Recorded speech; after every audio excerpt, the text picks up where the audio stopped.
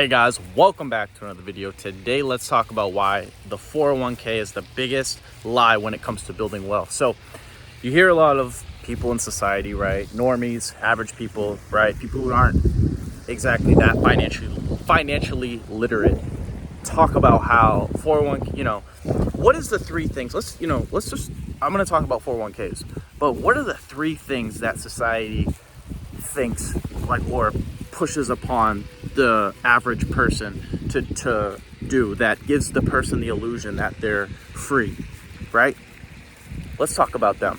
A pension, Social Security, 401k, maybe an annuity, maybe some CDs, right? Maybe a high interest account, right? Those are kind of like or some like mutual funds, right? Those are kind of like the normie average things that people invest in. So, or people expect to give them money, right? Like when you're 65, you get social, your job may or may not give you a pension, et cetera, et cetera, et cetera, right? So let's talk about the 401k, right? And let's talk about how that works and how it gives you this sort of illusion that you're actually progressing towards wealth. So the 401k, right?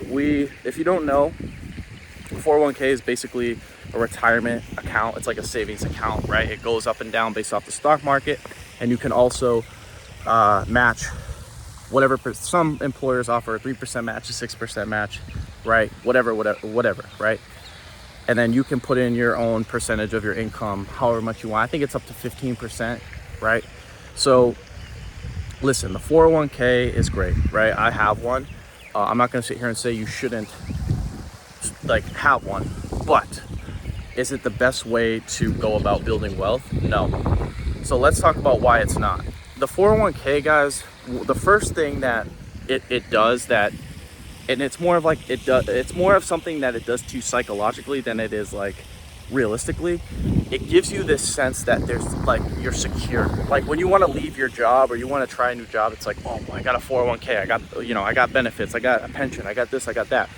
It's like another thing a chain, right? Like picture yourself as like a slave being chained down, right? It's just another chain that's chained down to like your left wrist, right? So it's one of those things that gives you this false sense of security, right? And a lot of people fall prey to this, right? And are never able to leave their job even if they wish to, because they see, oh, well, what am I gonna do? Am I gonna lose this money or whatever? I've worked so hard, like I like to match every week, right? Right? Because it's slow, it's just a steady check, right? It's like a steady paycheck, right? You get every week, you get your match, right? So it's bad in that sense, right? That it keeps most people comfortable and unwilling to try new things. Another thing is that you can't withdraw it till you're 65, and if you withdraw early, you get a 20% penalty. So if I have, let's say, $10,000, right, and I want to take it out, I get a $2,500 penalty fee. So I only take the $7,500, right?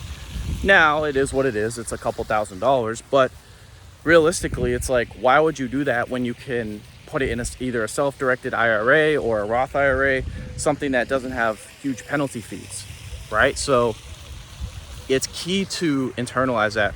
And honestly, when I think about it, there are some benefits to it. Like if you're someone who's financially undisciplined, right, it kind of forces you to I'm not going to touch that money, right? Like that money's there for future time. Like it forces you to think about that money in a sense where hey, okay, I can put this money to the side, get the match every week, right?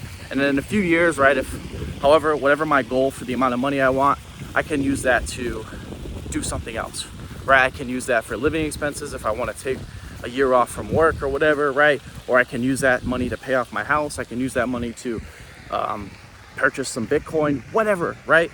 But that's really two of the only benefits I can really think of in my head as it pertains to the 401k. So again, if you're just starting out, if you're at a job, I think you should, right? I think you should start one, right? I'm not saying that you shouldn't, but it is the biggest lie, because look, 401k is not going to enable you to retire even at 65, unless you progressively earn more money over time, and like you have this weird mindset that like, hey, I'm just gonna save money and throw it into that 401k,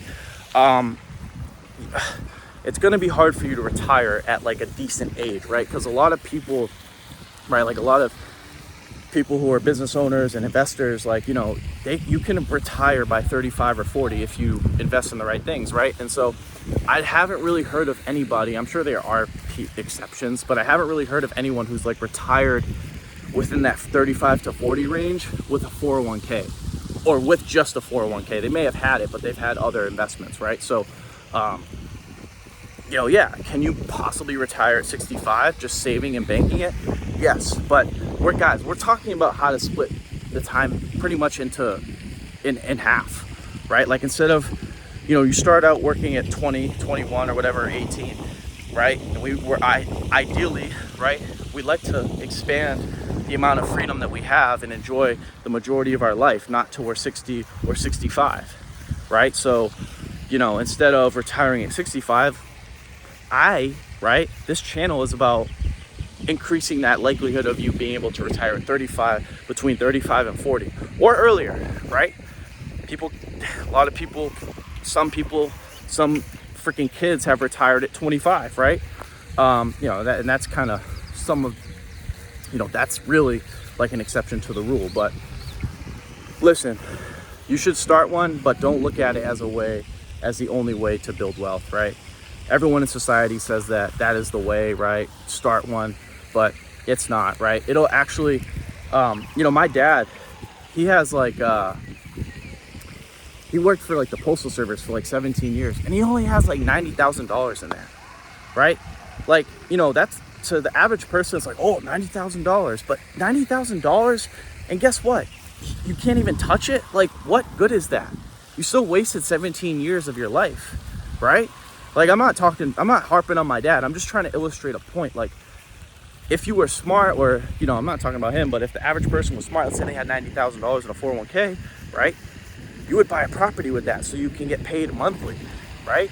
Or buy 2 properties with that and get paid monthly, right? Or buy index funds that grow over time, that have a higher growth percentage rate than a 401, right? So you have to think of your money as like energy that has to move up.